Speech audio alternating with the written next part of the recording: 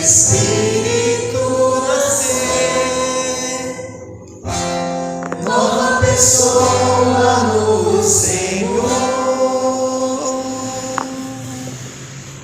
Ave Maria, cheia de graça, o Senhor é convosco. Bendita sois vós entre as mulheres, e bendito é o fruto do vosso ventre, Jesus.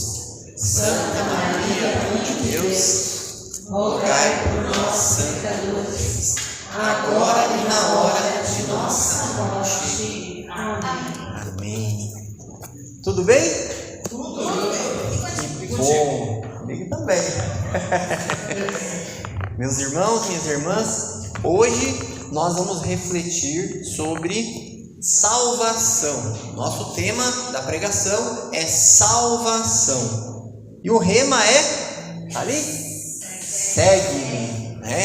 Aqueles são os versículos que nós vamos fundamentar esta pregação, esta reflexão da palavra de Deus. Ok? Nosso tema qual que é? Salvação. E o nosso rema? Segue. Muito bem. Eu quero, antes de pedir para você pegar a palavra, eu quero já adiantar para você que a palavra que vamos ler lá em João, capítulo 21, versículo 15 ao 19, vai falar de um personagem muito importante, de uma pessoa muito importante, talvez a mais importante, ou a que teve o cargo mais importante dado pelo próprio nosso Senhor Jesus Cristo dentro da igreja. Quem quer chutar aí qual é essa pessoa que nós vamos falar? Claro que a equipe aqui não vale que vocês estão por dentro do assunto, né? Mas aqui, do pessoal aqui, de quem estou falando? Uma das pessoas que andou com Jesus e recebeu uma das funções mais importantes que alguém poderia receber, do próprio Jesus. Tem gente que está colando aí, né, na Bíblia. Pedro, isso mesmo. Por que vocês deduziram que o nome dele era Pedro? Porque ele disse: tu és Pedro, sobre essa pedra edificará a minha igreja. Isso, tu és Pedro, e sob esta pedra edificarei a minha igreja. Olha a importância desse nosso irmão. Entregou a chave para ele. Olha o cargo, olha a função, olha a missão que ele recebeu das mãos do próprio Jesus. Esse texto vai falar dele. Só que antes de falar dele, eu queria aqui que você me ajudasse a lembrar algumas coisas que nos ajudam a entender por que será que Jesus escolheu Pedro para ser o chefe da igreja. E a igreja é essa que leva a salvação a todos os povos. Por isso, igreja católica. Sabem por que igreja católica? Católica é universal, porque ela é chamada a anunciar a todos os povos a salvação. E pelo segundo motivo, que segundo o catecismo da própria igreja católica nos ensina, ela também ela tem todos os meios de salvação dentro dela. É completa, é universal nos dois sentidos, de ter um universo de possibilidades de salvação dentro dela, meios, formas de salvação, e é chamada a levá-los a todos também. Por que Jesus escolheu Pedro? E não João, André, Filipe? Vamos lembrar de algumas características, ou a principal característica de Pedro. Teimoso, no sentido positivo da palavra, que não desiste, né? Bravo. Não era alguém assim, não era um mole, né? Tipo, qualquer coisinha, qualquer não, já, né? Era forte, bravo, corajoso. Determinado, tem a ver com o teimoso, né? Também, isso mesmo, determinado. Meio cabeça dura. Colérico, sanguíneo, acho que ele era sanguíneo, né? O temperamento. Aí vocês vão percebendo que eu vou falar agora, tudo que vocês falaram se encaixa numa palavra. E Pedro era um dos seguidores de Cristo que tinha iniciativa. Concordam comigo? Sim. Quando acontecia alguma coisa, ele era o primeiro a falar, o primeiro a se colocar à disposição. Tanto que além desta palavra que nossa irmã aqui citou, tu és Pedro e sobre ti edificarei a minha igreja, existem diversas, eu não saberia nem elencar agora, mas existem diversas passagens que demonstram que Pedro estava à frente do grupo. Depois de Jesus, Pedro era aquele que era visto pelos outros como o líder, o chefe, o vice, vamos dizer assim, de Jesus. Ele era intenso, mesmo com bom ou ruim, mas ele era intenso. Isso, ele era intenso naquilo que ele fazia, ele estava, e essa palavra intenso a gente pode vincular ela ao estar inteiro naquilo que está fazendo, não faz pela metade, ele estava 100% dedicado àquilo que ele se propunha. E Jesus foi percebendo isso nele. Jesus foi percebendo que não é que ele era melhor do que os outros, porque Jesus não olha isso em mim. Ele não olha o Rafael é melhor do que o Fagner, melhor do que a Rosa, melhor do que cada um aqui. Não, Jesus não olha assim para nós. Mas Jesus entende que cada um tem as suas características. E assim também Pedro tinha algumas características que poderiam fazer dele um grande líder, à altura do Mestre Jesus, para dar sequência, depois da morte, crucificação e ressurreição, onde Jesus na ascensão subiu ao céu, subiu ao Pai, precisaria de alguém para dar sequência à sua igreja. E aí ele escolhe então Pedro, o mesmo Pedro que presenciou coisas estrondosas, experimentou coisas maravilhosas. Vocês lembram daquela cena em que eles estavam no barco e de repente parecia que via um fantasma e eles olharam bem, perceberam que era Jesus e Pedro falou, já o primeiro a falar, né? Ele ficou quieto lá esperando que outros falassem, e ele já foi falando, Senhor, se és tu, manda que eu vá então sobre as águas. E a gente só lembra, a gente costuma lembrar que ele afundou, né? Só que antes de afundar ele andou. Então pare e pensa, nós estamos falando de um cara que andou sobre as águas. Aí veio, claro, o vento e tal, as preocupações, ele começou a afundar e o Cristo pegou ele pela mão e levantou, e aí vocês já sabem a cena toda. Estamos falando aqui de alguém que, quando todos estavam querendo abandonar Jesus, porque ele estava falando que quem comer meu corpo, né, quem comer do pão comerá o meu corpo, minha carne, terá a vida eterna, o pessoal começou a se assustar com aquele ensinamento. E aí Jesus virou para os discípulos e falou, vocês também querem ir embora? Querem me deixar? Ou vão continuar me seguindo? E aí Pedro de novo fala, a quem iremos, Senhor? Só tu tens palavras de vida eterna. Esse mesmo Pedro também, quando estava pescando a noite inteira, né? E aí o Jesus falou para ele, você não pescou nada, Pedro, joga do lado direito. E aí ele falou, não pegamos nada, mas em obediência à tua palavra, eu creio na tua palavra, eu vou fazer, mesmo achando que pessoalmente que não vai dar certo, mas por causa da minha crença na tua palavra, eu vou fazer isso. E obedeceu, e a gente sabe o resultado, a pesca foi maravilhosa, foi milagrosa. Estamos falando desse Pedro, que tinha tudo para continuar a ser aquele preferido, entre aspas, de Jesus para ser o chefe da igreja católica. Muito bem, só que aconteceu que, inclusive, novamente aqui Pedro falando na frente dos outros, quando Jesus começou a dizer, é necessário que o Filho do Homem sofra muito, né? Tem a morte de cruz, papapá, e todo mundo escutando, querendo falar, querendo perguntar, Pedro de novo, né? O líder da turma, não, Senhor, eu morrerei por ti, eu não, porque não está escrito isso, mas o que a gente entende?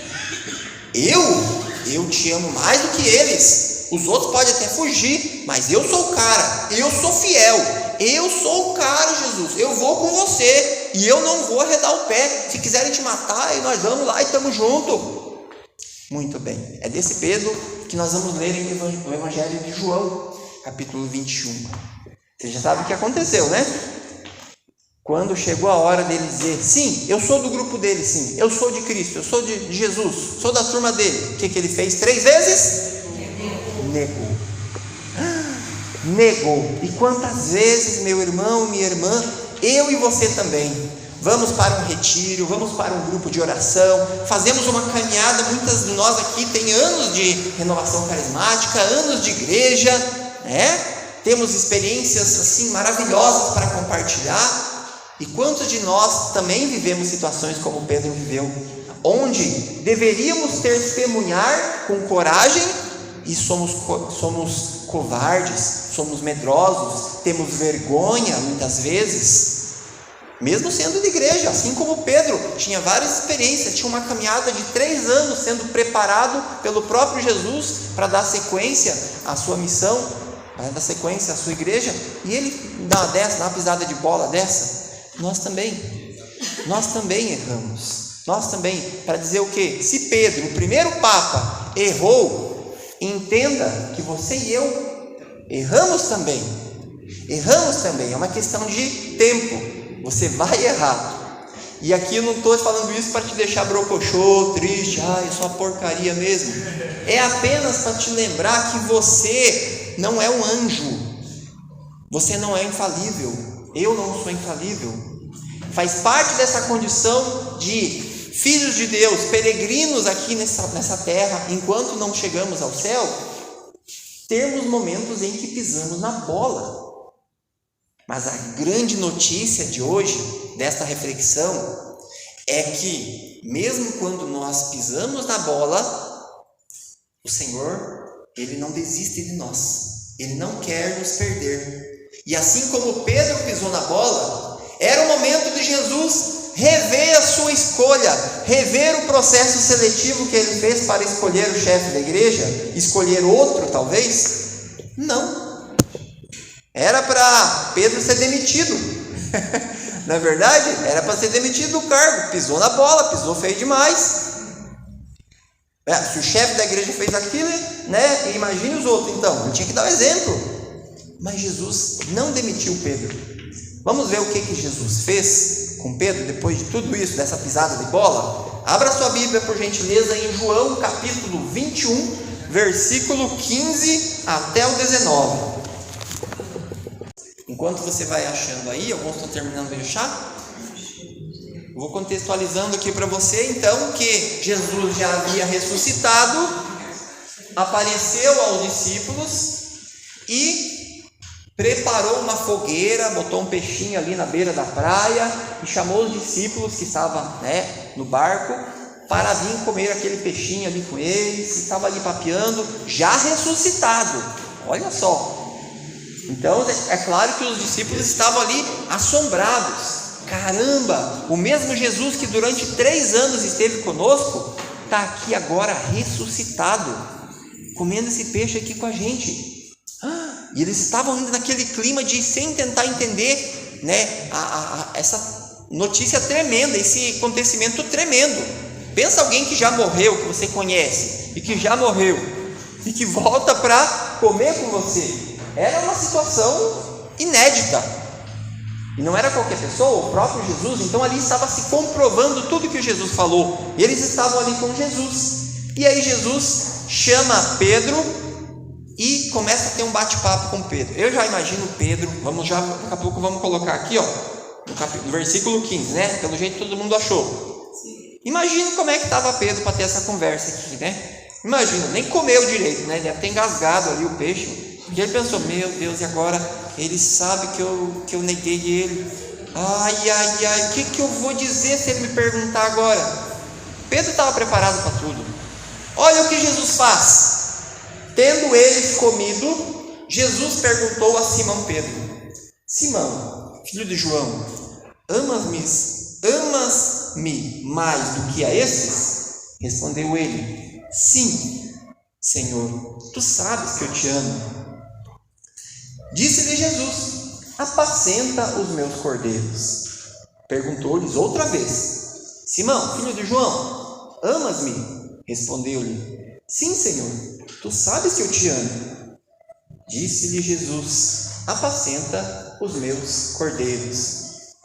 Perguntou-lhe pela 3ª vez: Simão, filho de João, amas-me? Pedro entristeceu-se porque lhe perguntou pela 3ª vez: Amas-me? E respondeu-lhe, vamos dizer junto, depois do respondeu-lhe: Senhor, sabes tudo, tu sabes que te amo. Disse-lhe Jesus: apacenta as minhas ovelhas. Essa é a palavra da salvação. Glória a vós, Senhor. Aqui era a hora de Jesus dizer: Pedro, te chamar aqui no cantinho para não te envergonhar. Eu queria te dizer que agora vai ficar para João, discípulo amado, que estava até aos pés da cruz lá com a minha mãe, e você infelizmente está fora, vai ser rebaixado. Justa causa. E olha só, por justa causa, e olha o que Jesus faz. Sabendo que Pedro chorou, diz a palavra diz que depois que Pedro caiu em si e viu a besteira que ele tinha feito, ele fez o quê? Chorou amargamente. Ah, como é gostoso chorar assim. Eu já chorei algumas vezes assim, principalmente antes de uma boa e bela confissão. Quando você chora amargamente, significa o quê? Senhor, eu estou arrependido de verdade, Senhor. Eu não queria ter feito aquilo, mas assim como Paulo também vai nos ensinar, muitas vezes você não faz o bem que deveria, mas faz o mal que não queria. Aconteceu com Pedro, aconteceu com Paulo, acontece comigo, acontece com você. E a grande notícia dessa noite é: mesmo assim o Senhor não nos manda embora por justa causa. Mesmo assim o Senhor dá um jeitinho de fazer o que Ele fez aqui. Isso aqui se chama processo de cura. Processo de cura. As 3 vezes que Pedro, a tradição da igreja nos confirma isso, nos ensina isso há 2000 anos, que essas 3 vezes que Pedro negou a Jesus, são as 3 vezes que Jesus olha para Pedro nos olhos. Perceba bem, eles estão na intimidade, perto de uma fogueirinha, só os dois ali, conversando, tete a tete. Pedro, não quero saber de mais nada. Eu estou colocando aqui palavras na boca de Jesus, mas para você entender mais ou menos como deve ter sido, imagino eu. Pedro, esquenta a cabeça, não vou te fazer muitas perguntas, só vou te fazer 3. Você me ama? Você me ama? Talvez Jesus podia ter perguntado: por que você foi me negar? Por que você fez isso? Eu não te falei, eu não te mostrei, eu não te fiz andar sobre as águas, rapaz. Você não viu que eu era Jesus? Então se eu fiz você andar sobre as águas, você acha que eu não ia ressuscitar? Você acha que eu não ia te livrar da morte se você falasse que era meu discípulo? Por que teve medo? Não. E é assim que Jesus faz comigo, faz contigo quando nós erramos, quando nós caímos. Quando nós começamos a ter vontade de abandonar tudo, de parar de seguir o Senhor, de parar de ir na igreja, de seguir o grupo, de ir experimentar a graça dos sacramentos, seja da confissão, seja da Santa Missa, enfim, quando nós temos essa vontade, o Senhor, meu irmão, minha irmã, nos diz: só quer saber de uma coisa, você me ama? Para pior que sejam, para além das piores besteiras que eu e você possamos fazer, o Senhor vai voltar e vai te perguntar, assim como fez para Pedro: eu só quero saber se você me ama. Não quero saber se você é perfeito, não quero saber se você é igual a um anjo, já é santo. Eu quero saber se você me ama. Na 3ª vez, Pedro fala um eu te amo mais triste, né? Diz que ele se entristeceu. Porque vai dizer aí os exegetas, os caras que entendem bem da Bíblia, que esse 3º eu te amo de Pedro vai significar assim: te amo, Jesus, eu te amo, mas do meu jeito. Não te amo como o Senhor mereceria ser amado. Não consigo, o Senhor sabe tudo. O Senhor sabe que eu pisei mesmo, o Senhor sabe que eu ainda vou pisar de novo. O Senhor confia em mim. É isso que nós precisamos fazer com Deus, e não sermos falsos hipócritas, porque Deus conhece o nosso coração. Precisamos sim continuar, seguir a Cristo, seguir a igreja, seguir o que a igreja orienta. Já vou falar nisso, porque eu estou falando bastante de igreja. E por quê? Não porque somos melhores ou piores, porque somos mais qualificados, não. Mas devemos seguir a Cristo por um único motivo: porque Ele nos ama. E nós precisamos amá-lo, só. É isso que sustenta, provavelmente vocês aí que já são casados, como eu e a Jéssica, ou são namorados, né? Vocês que não são, também entendem o que eu vou dizer. Eu e a Jéssica muitas vezes tivemos conflitos, problemas, né, meu amor? O que sustentou e o que sustenta a gente? O amor. Eu sou um cara muito bonitão, mas ela não me ama, não está comigo só porque eu sou bonitão. Eu sou um cara muito rico, mas ela não me ama, não está comigo só porque eu sou muito rico. Ela me ama porque ela me ama. Não é por causa disso ou daquilo, por causa dos defeitos ou das qualidades de alguém que se ama. Se ama porque se ama. E não se explica muito. Apenas se ama. Você também, assim como Pedro, precisamos agora nos perguntar: se foi o amor de Jesus que fez Jesus resgatar Pedro, não demiti-lo, mas curar o seu coração para botá-lo de pé de novo e falar assim: Pedro, agora vai, segue, teu coração está curado, meu filho. Mesmo que você continue caindo, saiba, o mais importante entre nós não são nossas qualificações, nossas grandes habilidades, mas é o amor que precisa permanecer entre nós. E eu preciso então me perguntar: por que estou seguindo a Cristo? Por que estou servindo ao Senhor? Por que eu preciso continuar servindo a Cristo? A resposta deve ser curta e grossa e objetiva. Não queira dar muitas respostas complicadas. A resposta para isso, quando você tiver preguiça, vontade de chutar o balde, a resposta deve ser essa, a mesma que Pedro aprendeu de Jesus. Porque eu te amo, com minhas limitações, mas eu te amo. Isso vai nos sustentar. Isso vai, assim como tem sustentado o casamento meu com a minha esposa, nós não ficamos, fiz essa brincadeira agora de eu ser bonitão, de eu ser rico, para vocês entenderem que assim também, num relacionamento, Deus que se relaciona conosco, Jesus que se relaciona conosco, Ele não está ligando, não está dando bola para nossas qualificações, para os nossos erros. Quando o filho pródigo voltou para casa, lembra daquela historinha? O pai não ficou pedindo explicações, abraçou, acolheu, fez a festa, bora lá, que bom que você está de volta. É isso, gente, é isso. Nosso tema qual é? Salvação. Não sei se você entendeu, mas olha, por que é assim? Por que Deus age assim conosco? Por que o mais importante é o amor? Porque a salvação, ela não é um mérito. Não é um mérito. Eu só vou ser salvo, você só vai ser salvo. Não é pela quantidade de boas obras, simplesmente, também. Não é pela quantidade de pecados que eu tenha, mas é graça do Senhor. É o Senhor que me salva. É impossível salvar a si mesmo. E é por isso que, para entender a salvação, a gente precisa estar atento, valorizar aquilo que nós temos, que é a imagem do crucifixo, da cruz. Ele pagou o preço para nos salvar. Ele pagou o preço para me salvar. E Ele só pede uma coisa de mim, de você, assim como pediu para Pedro: me ame. Você realmente me ama? Quando você está a risco de perder a salvação, e quando a gente está a risco de perder a salvação? Vai levantar a plaquinha já. Isso, 5 minutinhos? Ok.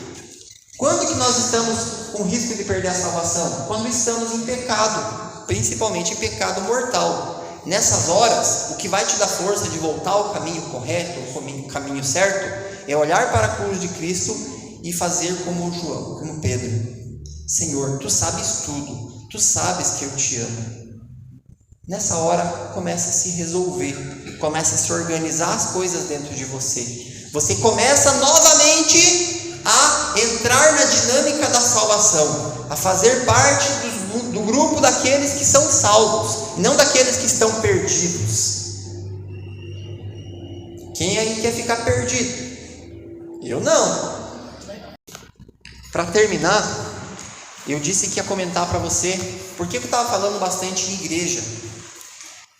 Porque o catecismo nos ensina que fora da igreja não há salvação.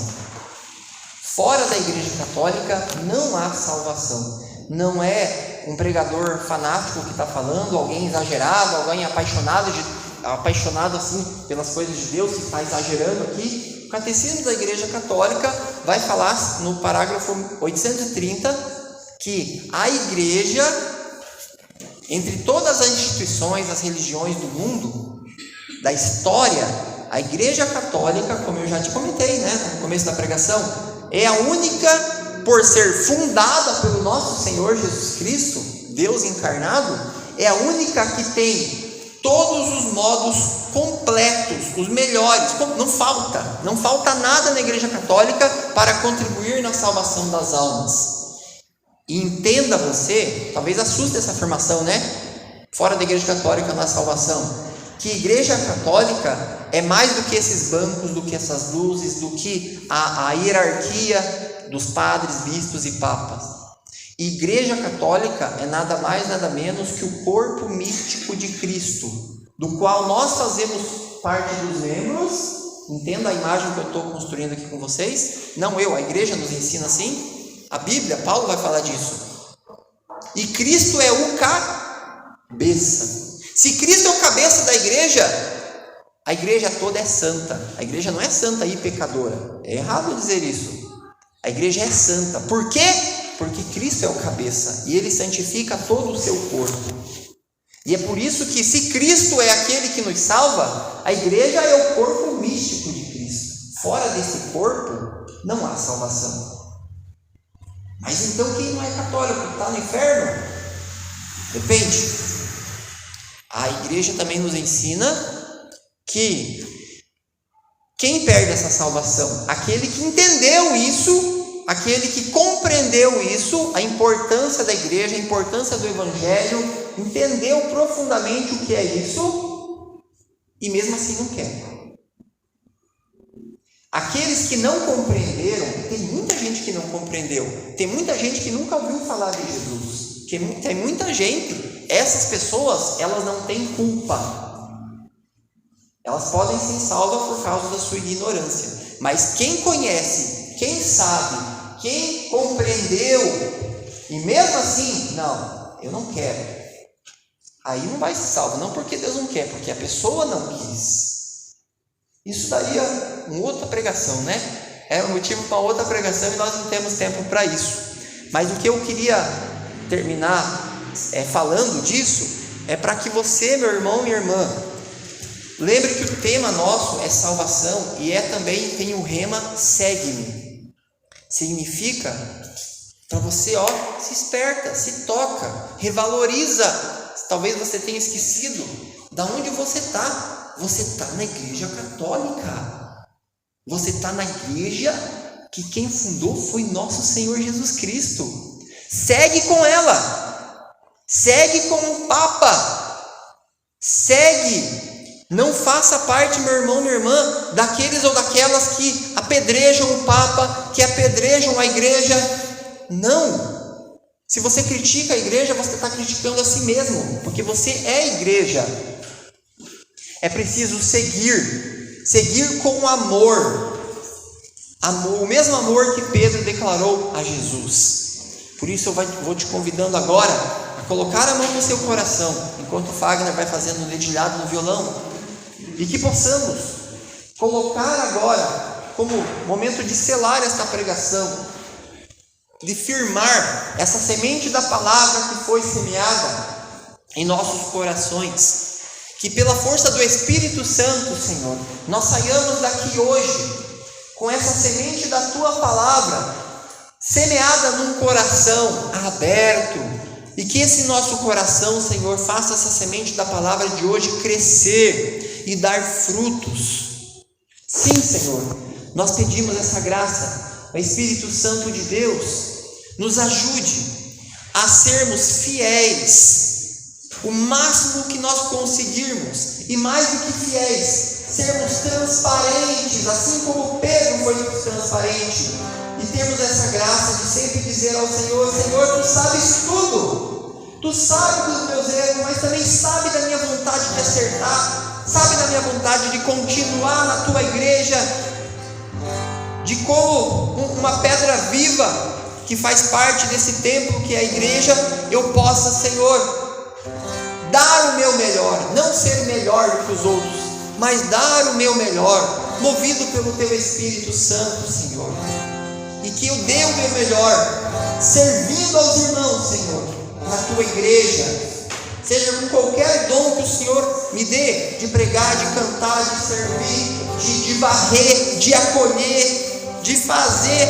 comida, de fazer qualquer serviço, Senhor, que esteja dentro da Sua igreja, de ir aos pobres, de dar comida a quem não tem comida, de dar agasalho a quem não tem agasalho. Impulsiona-nos, Senhor, nessa noite. Nós clamamos para servirmos a Tua igreja, para vivermos essa salvação conquistada por Ti, Senhor, na cruz, e levarmos junto com a Tua igreja essa salvação a muitas pessoas que ainda não conhecem. Vem, Espírito Santo de Deus, vem, Espírito Santo, para que possamos continuar seguindo, firmes, sem jamais desanimar, essa trilha de salvação que o